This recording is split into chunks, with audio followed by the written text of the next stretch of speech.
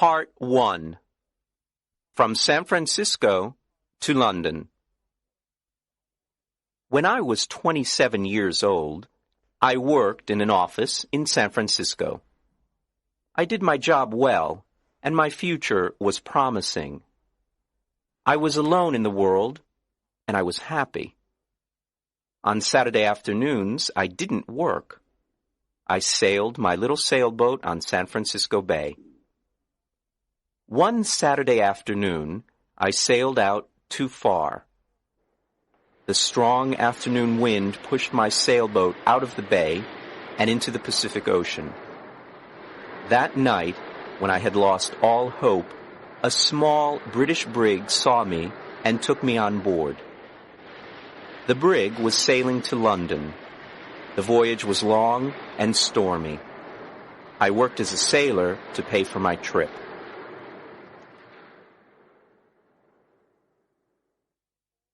When I arrived in London, my clothes were old and dirty. I had only $1 in my pocket.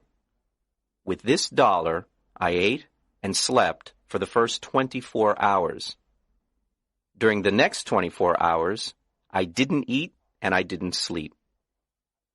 At about 10 o'clock the following morning, I went to Portland Place.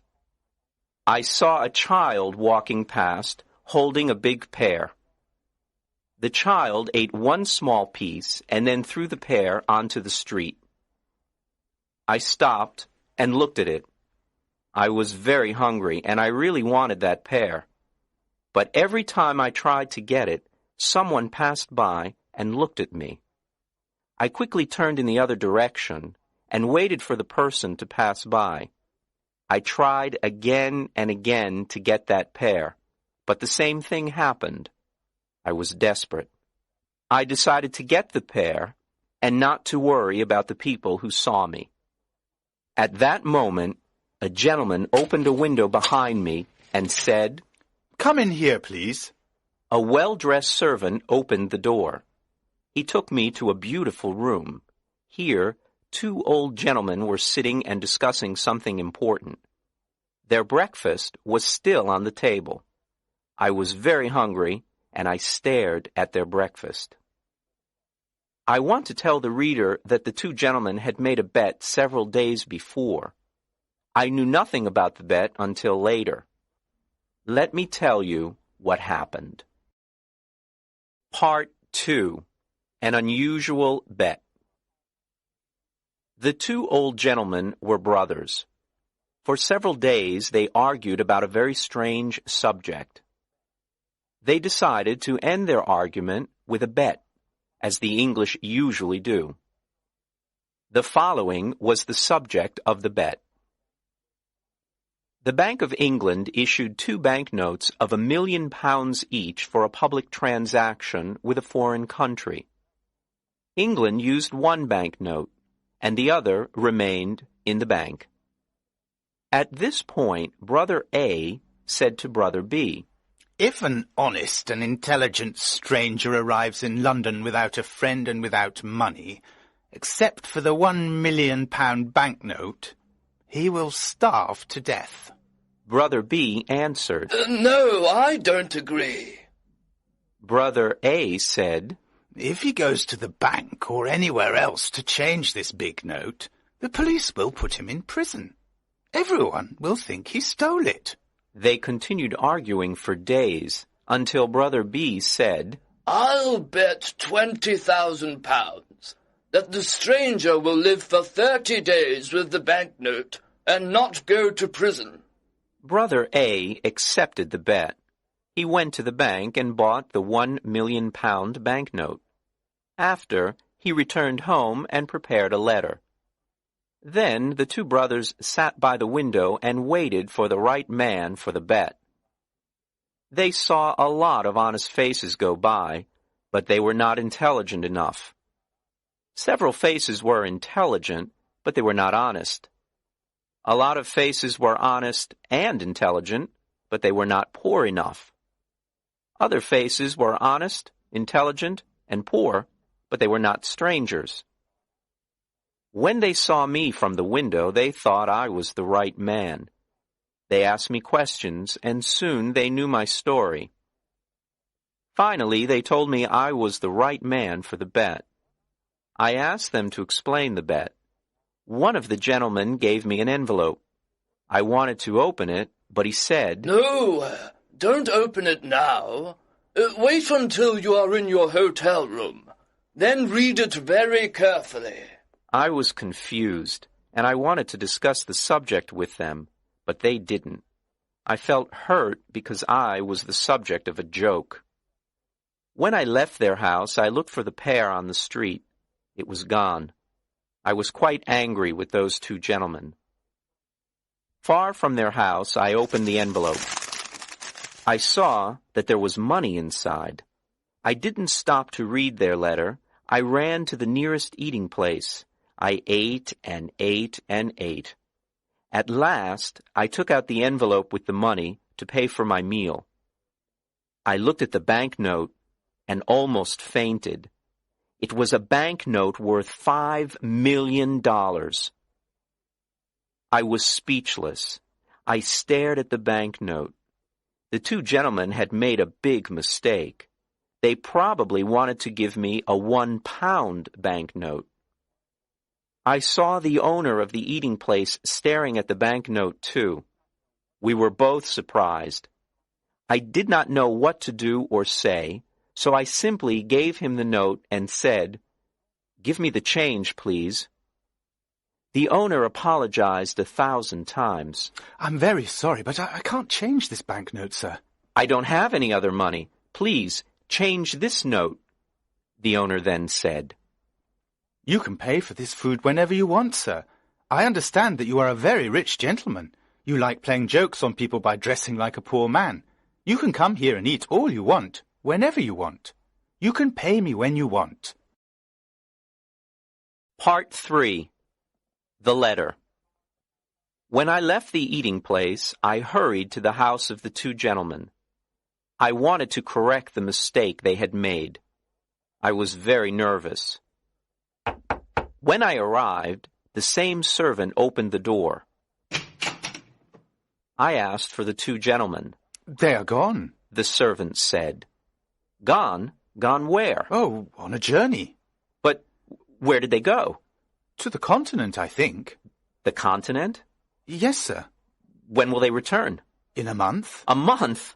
Oh, this is awful. How can I talk to them? It's extremely important." "I can't help you. I don't know where they are, sir." "Then I must see a member of the family." "All the family are away. They're in Egypt and India, I think." Before leaving, the two gentlemen made an enormous mistake. They will certainly return home tonight. Tell them that I came here to correct the mistake. I'll return tomorrow."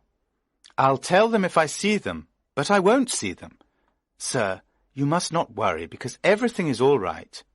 They will be here on time, and they will see you then. Goodbye." I was confused. My head was in a fog. I did not understand what the servant told me. The letter. I remembered the letter. This is what it said. "You are an intelligent and honest man. You are also poor and a stranger. In this envelope you will find some money. It is yours only for 30 days. At the end of 30 days, return to this house. I have a bet on you. If I win this bet, you can have any job with any salary that you want." There were no signature, no address, no date on the letter. How strange. I didn't know what to think. I went to a park, sat down, and thought about what to do. After an hour, I reached the decision that follows. The two old gentlemen are playing a game that I don't understand. They are betting on me. But at that time, I didn't know anything about the details of the bet. If I go to the Bank of England to return the banknote, the bank will ask me lots of questions. If I tell the truth, no one will believe me. They will put me in an asylum. If I tell a lie, the police will put me in prison. I can't even give it to anyone because no honest person will want it. I can do only one thing. I must keep the bill for a whole month, and I must not lose it. If I help the old man to win his bet, he'll give me the job I want. The idea of an important job with a big salary made me happy. With this exciting idea in mind, I began walking down the streets of London. Part 4. At the tailor's.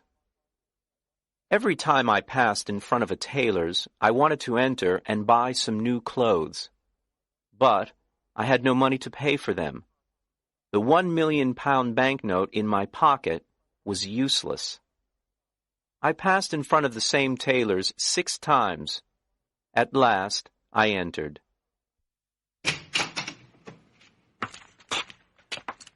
I quietly asked if they had an old, unattractive suit that no one wanted to buy.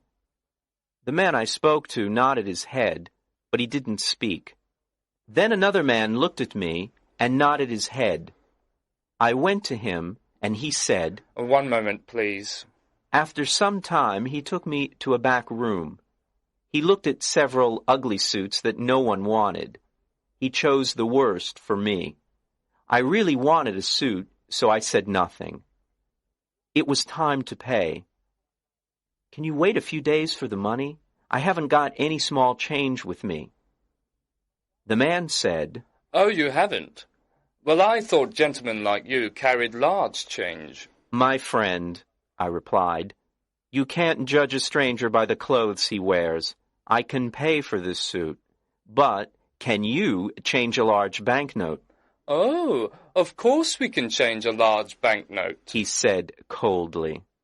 I gave him the banknote. He received it with a smile, a big smile that covered his face.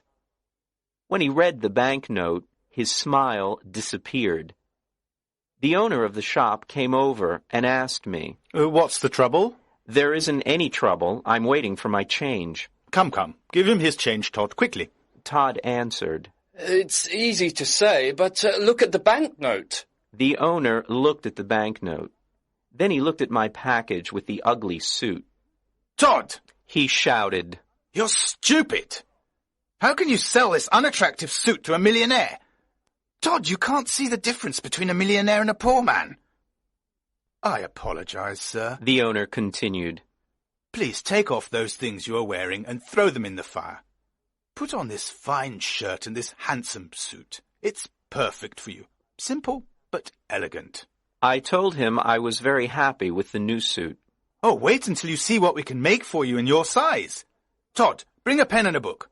Let me measure your leg, your arm. I didn't have a moment to speak. The owner measured me. Then he ordered his tailors to make me morning suits, evening suits, shirts, coats, and other things. "But, my dear sir," I said, "I can order all these things only if you change my banknote, or if you can wait a while before I pay you." Wait a while? I'll wait forever. That's the word. Todd, send these things to the gentleman's address. Let the less important customers wait. "What's your address, sir?" "I'm changing my home. I'll come back and give you my new address," I replied. Quite right, sir, quite right. Let me show you to the door, sir. Good day, sir. Good day. Part 5. The Poor Millionaire. The impossible happened. I bought everything I wanted without money. I showed my banknote and asked for change, but every time the same thing happened. No one was able to change it. I bought all that I needed and all the luxuries that I wanted. I stayed at an expensive hotel in Hanover Square. I always had dinner at the hotel, but I preferred having breakfast at Harris's simple eating place. Harris's was the first place where I had a good meal with my £1 million note. That's where it all started. The news about me and my banknote was all over London. Harris's eating place became famous because I had breakfast there. Harris was happy with all his new customers. I lived like a rich, important man. I had money to spend. I lived in a dream. But often I said to myself, remember, this dream will end when the two men return to London. Everything will change. My story was in the newspapers. Everyone talked about the strange millionaire with the £1,000,000 note in his pocket. Punch magazine drew a funny picture of me on the front page. People talked about everything I did and about everything I said. They followed me in the streets. I kept my old clothes, and sometimes I wore them.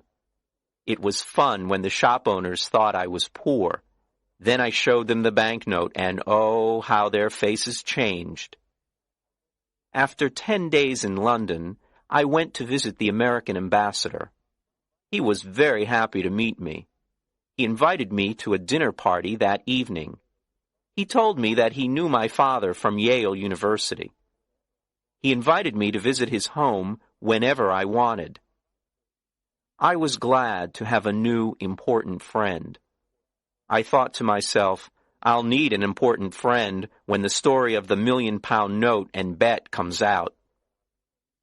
I want the reader to know that I plan to pay back all the shop owners who sold me things on credit. If I win the bet for the old gentleman, I thought, I will have an important job. With an important job, I will have a big salary. I planned to pay back everyone with my first year's salary. Part 6. The Dinner Party. There were 14 people at the dinner party. The Duke and Duchess of Shoreditch and their daughter, Lady Anne Grace Eleanor de Bowen, the Earl and Countess of Newgate, Viscount Cheapside, Lord and Lady Blatherskite, the ambassador, and his wife and daughter, and some other people. There was also a beautiful 22-year-old English girl named Portia Langham. I fell in love with her in 2 minutes, and she with me. After a while, the house servant presented another guest, Mr. Lloyd Hastings. When Mr. Hastings saw me, he said, I think I know you. Yes, you probably do. Are you the... Yes, I'm the strange millionaire with the £1,000,000 note in his pocket. Well, this is a surprise. I never thought you were the same Henry Adams from San Francisco. 6 months ago, you were working in the offices of Blake Hopkins in San Francisco. I remember clearly. You had a very small salary, and at night you helped me arrange the papers for the Gould and Curry Mining Company. Now you're a millionaire, a celebrity here in London. I can't believe it. How exciting. I can't believe it either, Lloyd. Just 3 months ago, we went to the Miners' Restaurant. No, it was the What Cheer restaurant. Right. It was the What Cheer. We went there at 2 o'clock in the morning. We had steak and coffee. That night, we worked for 6 long hours on the Gould and Curry Mining Company papers. Do you remember, Henry? I asked you to come to London with me. I wanted you to help me sell the Gould and Curry gold mine shares, but you refused. Of course I remember. I didn't want to leave my job in San Francisco. And I still think it's difficult to sell shares of a California gold mine here in London. You were right, Henry. You were so right, It is impossible to sell these shares here in London. My plan failed and I spent all my money. I don't want to talk about it. But you must talk about it. When we leave the dinner party, you must tell me what happened. Oh, can I? I really need to talk to a friend, Lloyd said with water in his eyes.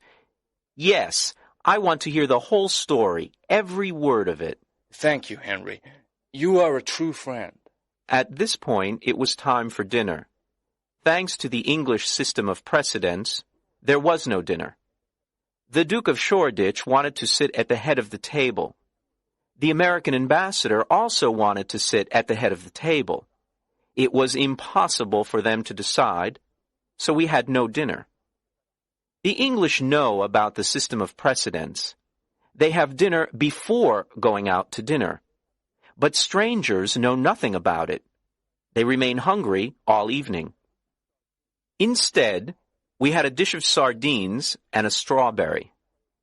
Now it was time for everyone to play a game called cribbage.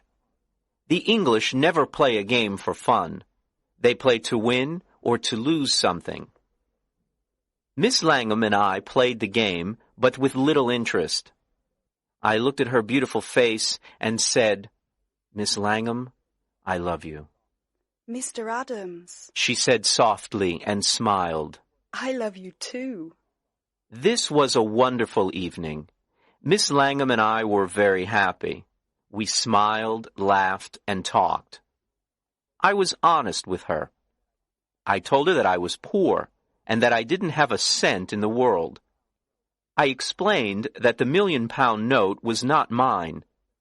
She was very curious to know more. I told her the whole story from the start. She laughed and laughed. She thought the story was very funny. I didn't understand why it was funny. I also explained that I needed an important job with a big salary to pay all my debts. "Portia, dear, can you come with me on the day I must meet those two gentlemen?" "Well, yes, if I can help you," she replied. "Of course you can help me. You're so lovely that when the two gentlemen see you, I can ask for any job and any salary. With you there, my sweet Portia, the two gentlemen won't refuse me anything." Part 7. A $1,000,000 Idea. At the end of the dinner party, I returned to the hotel with Hastings. He talked about his problems, but I didn't listen to him. I was thinking about Portia the whole time. When we arrived at the hotel, Hastings said, "Let me just stand here and look at this marvelous hotel. It's a palace. What expensive furniture. You have everything you want. You are rich, Henry, and I am poor." His words scared me. I, too, was poor. I didn't have a cent in the world, and I had debts to pay. I needed to win the gentleman's bet. This was my last hope. Hastings didn't know the truth. "Henry, just a tiny part of your income can save me. I'm desperate," Hastings cried. "My dear Hastings, sit down here and drink this hot whiskey. Now, tell me your whole story, every word of it." "Do you want to hear my story again?" "But you never told me your story." "Of course I told you my story as we walked to the hotel. Don't you remember?" "I didn't hear one word of it." "Henry, are you ill? Is something wrong with you? What did you drink at the dinner party?" "Oh, Hastings, I'm in love. I can only think about my sweet Portia. This is why I didn't hear your story before." Hastings got up from his chair, shook my hand, and laughed. "I'm very happy for you, Henry. Very happy," he said, smiling. "I'll tell you the whole story again." So he sat down and patiently started to tell me his story. To make a long story short, the owners of the Gould and Curry gold mine sent Henry to England to sell the shares of the mine for $1,000,000. Any money he received over $1,000,000 was his to keep. Hastings' dream was to sell the shares for more than $1,000,000 and become rich. He had only 1 month to sell the shares. He had done everything to sell them, but nobody wanted to buy them. Then he jumped up and cried, "Henry, you can help me. Will you do it?" "Tell me how." "Give me $1,000,000, and I'll sell you all the shares. You will be the new owner of the gold mine. Don't refuse." I didn't know what to say. I wanted to tell Hastings the truth, but then an intelligent idea came to me. I thought about it for a moment, and then calmly said, "I will save you, Lloyd." "Then I am already saved. How can I thank you?" "Let me finish, Lloyd. I will save you, but not in that way. I have a better way. I know everything about that mine. I know its great value. You will sell the shares by using my name. You can send anyone to me. Since people in London know me, I will guarantee the gold mine. In a week or two, you will sell the shares for $3,000,000 by using my name, and will share the money you earn, half to you and half to me." Lloyd was very happy and excited. He danced around the room and laughed. I can use your name! Your name! Think of it! The rich Londoners will run to buy these shares. I'm saved! And I'll never forget you, Henry. Part 8. Back to Portland Place. The next day, all of London talked about the shares of the California gold mine. I stayed in my hotel and said to everyone who came to me, "Yes, I know Mr. Hastings. He's a very honest man, and I know the gold mine, because I lived in the California gold country. It is a mine of great value." People were now interested in buying the shares. I spent every evening with Portia at the American ambassador's house. I didn't tell her about the shares and the mine. It was a surprise. We talked about our love and our future together. Finally, the end of the month arrived. Lots of rich Londoners bought the shares of the mine. I had $1 million of my own in the London and County Bank, and Lloyd did too. It was time to meet with the two old gentlemen. I dressed in my best clothes, and I went to get Portia. Before going to Portland Place, Portia and I talked about the job and the salary. "Portia, you are so beautiful. When the two gentlemen meet you, they'll give me any job and any salary I ask for." Henry, please remember that if we ask for too much, we will get nothing. Then what will happen to us? Don't be afraid, Portia. When we arrived, the same servant opened the door. There were the two old gentlemen having tea. They were surprised to see Portia. I introduced her to them. Then I said, "Gentlemen, I am ready to report to you," We are pleased to hear this, said one gentleman. Now we can decide the bet that my brother Abel and I made. If you won for me, you can have any job in my power. Do you have the £1 million note? "Here it is, sir," and I gave it to him. I won! He shouted. Now what do you say, Abel? I say he survived, and I lost £20,000. I can't believe it.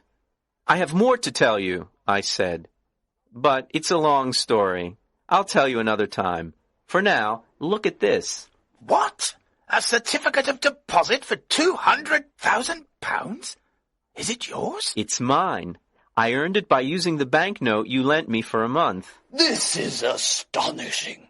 I can't believe it. Portia looked at me with surprise and said, Henry, is that really your money? You didn't tell me the truth. "No, I didn't, but I know you'll forgive me." Don't be so sure. You told me a lie, Henry. "Dearest Portia, it was only for fun. Come, let's go now," But wait, my gentleman said. I want to give you the job and the salary you choose. Thank you with all my heart, but I don't want the job." Henry, you didn't thank the good gentleman in the right way. Can I do it for you? Portia said. "Of course you can, my dear." Portia walked to my gentleman, sat on his lap, and kissed him on the mouth. Then the two old gentlemen shouted and laughed. I was amazed. What was happening? Papa, said Portia. Henry doesn't want your job. I feel very hurt. Darling, is that your father? I asked. Yes, he's my stepfather, a dear man. Now do you understand why I laughed when you told me your story? My dearest sir, I said, I want to take back what I said. There is a job that I want. Tell me. I want the job of son-in-law. Well. But you were never a son-in-law before. Do you know how to do this job? Try me, please. Try me for 30 or 40 years, and if... All right. Take her. Were Portia and I happy? There aren't enough words in the dictionary to describe our happiness. When the Londoners heard the whole story of my adventures with the banknote, they talked of nothing else. Portia's father took the banknote back to the Bank of England and cashed it. Then he gave us the cancelled